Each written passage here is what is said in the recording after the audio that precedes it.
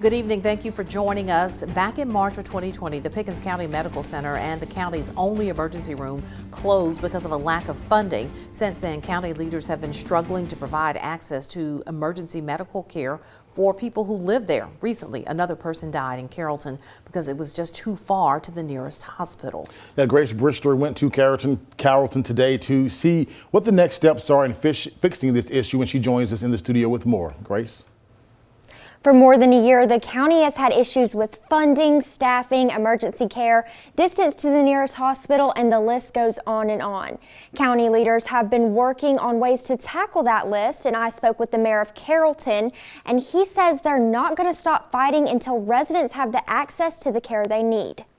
In the past 13 months, 2 people have died in front of Carrollton City Hall. Back on July the 8th, we had a citizen that was coming from Pickensville, had a family member in the car, pulled up to City Hall, come in and got our clerk just hysterical and crying that they was having a heart attack or a stroke or something. Mayor Mickey Walker says the man died because there was nowhere within a reasonable distance for him to get treatment. After this tragedy, Mayor Walker is reasserting the need to open back up the emergency room in Pickens County. How many times is this going to keep happening before they give us this variance to where we can get the emergency room open? In rural areas, critical access hospitals are allowed more funding from Medicare and Medicaid. And no one will deny that Pickens County is a rural area, but the devil is in the details. To qualify for full funding, the location of that critical access hospital must be 35 miles or more from the nearest hospital. The now vacant Pickens County Medical Center is in Carrollton. Carrollton is 37 miles away from DCH in Tuscaloosa,